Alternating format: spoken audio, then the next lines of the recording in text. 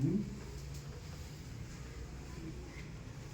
पूछना, फिर मैं पूछूँ या तो आप पूछे या मैं पूछूँ।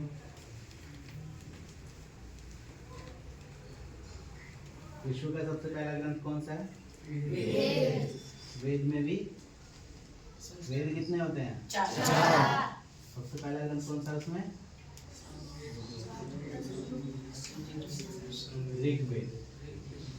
दूसरा है यजुर्वेद। तीसरा सामवेद। चौथा अथर्ववेद।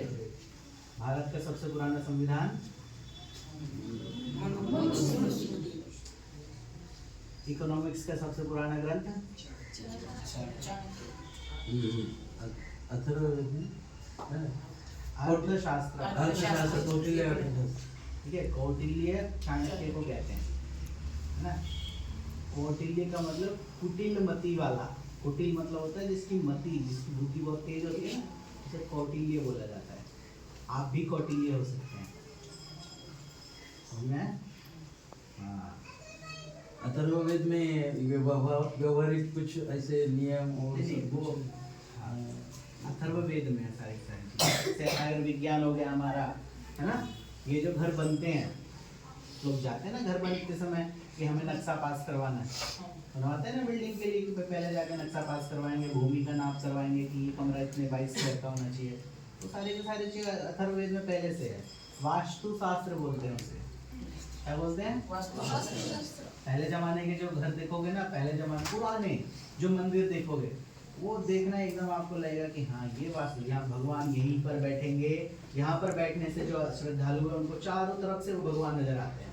आप कभी दिल्ली का अक्षरधाम मंदिर है, मौका मिलेगा तो कभी जाना, उसमें उसका प्रयोग किया गया वास्तुशास्त्र का, है ना। जो राम मंदिर है हमारा जो अभी बना है, वो उसमें भी वास्तुशास्त्र का प्रयोग है। आप दूर से भी भगवान को देख सकते हैं, नजदीक से भी देख सकते हैं, किनारे खड़े होकर भी देख सकते हैं। कैसे कैसे बनाना है कि वहां पर ऐसा ना लगे कि भाई साहब यहाँ पे एकदम गर्मी हो गई है, हवा भी आ रही है, ठंडा भी नहीं लग रहा है। ये सब पूरा वास्तुशास्त्र बनाया जाता है। फिल्म हॉल में जाते हैं ना, फिल्म हॉल जाते हैं ना। अच्छा, नाटक देखने कितने लोग जाते हैं? फिल्म तो सभी लोग देख लेते हैं, उसको कुछ करना नहीं होता। नाटक देखने का भी पहले जमाने में मंचन होता था, पता है? उसके लिए भी एक शास्त्र बनाया था हमारे यहाँ भरत मुनि ने, पता है? फिल्म में जो एक्टिंग हो रही है, वो एक्टिंग करना कैसे है उसको बताने के लिए नाट्य शास्त्र नामक किताब रखी गई है, बनाया भरत मुनि ने। कि जो नायक है, जो हीरो है, वो कैसा होना चाहिए, हीरोइन कैसी होनी चाहिए, जो विलन है ना, सबसे पंगे लेते रहता है, वो कैसा होना चाहिए, उसका विस्तृत वर्णन है वहां पर। भाई जो आप स्टेज बना रहे हो वो कितने स्क्वायर फीट में होना चाहिए, कितने में कमरे होने चाहिए, कितनी जगह पर वो अभिनय करके दिखाएगा, क्या दिखाना चाहिए क्या नहीं दिखाना चाहिए, सब चीज आपको संस्कृत में मिलेगी, बस पढ़ने वाला होना चाहिए। अपन जे हमारा जो अभी वैष्णव संप्रदाय, वारकरी संप्रदाय का ज्ञान है, वो भी तो सब कुछ वेद प्रणीत ही है। उपनिषद जो है उसके हिसाब से ही पूरा अभी का हमारा उपनिषद पढ़ रहे हैं क्या आप लोग? नहीं, मैं अभी उनको नारद भक्ति सूत्र पढ़ा था। उपनिषद पता है सबको? उपनिषद शब्द सुना है? मीनिंग क्या है उपनिषद का? संस्कृत का शब्द है उप, नी और सद धातु। सद धातु का मतलब होता है बैठना। जैसे आप लोग बैठे हैं ना, आपके लिए बता रहा था कि आपके काम का उपनिषद शब्द।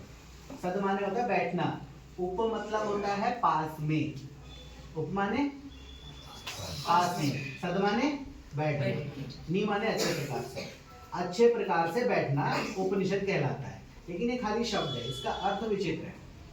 उपनिषद को वेदांत की बात कही गई है। जब वेद हम पढ़ लेते हैं ना, अगर मान लो आपको पढ़ने के बाद समझ में आए वेद, तो आप उपनिषद पढ़ लो, आपको समझ में आ जाएगा वेद क्या है।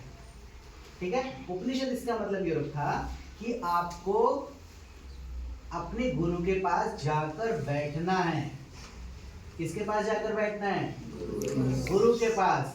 वो आपको वेद का अर्थ बताएंगे, इसलिए वहां पर कहा गया उपनिषद, है ना। वो हमारे संस्कृत भाषा में जितने भी शब्द है ना, सब अर्थ के साथ जुड़े हुए हैं।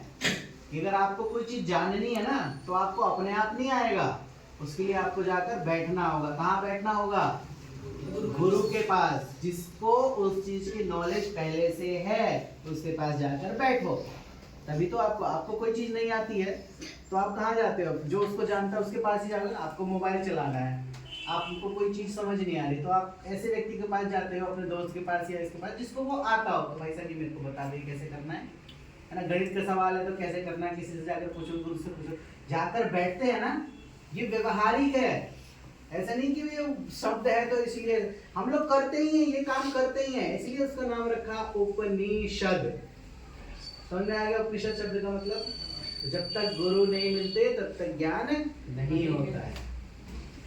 गुरु की यह इम्पोर्टेंस है हमारे जीवन में। आज यहाँ आचार्य जी पधारे, अपनी तरफ से, हमारी संस्था की तरफ से हम सर जी का, आचार्य जी का सम्मान कर रहे हैं। मैं खुद ही करूँगा। और ज्ञानेश्वरी देखिए, ज्ञानेश्वर भगवान, वो तो दिल्ली में उत्तर भारत में रहे हैं, महाराष्ट्र का कुछ परिचय नहीं था।